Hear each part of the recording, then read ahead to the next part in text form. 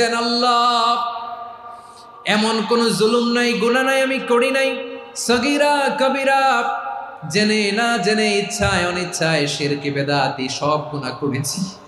আল্লাহ, আকাশের নিচে জমিনের উপরে আমার চেয়ে বড় গুনাহগার আর কেউ নাই।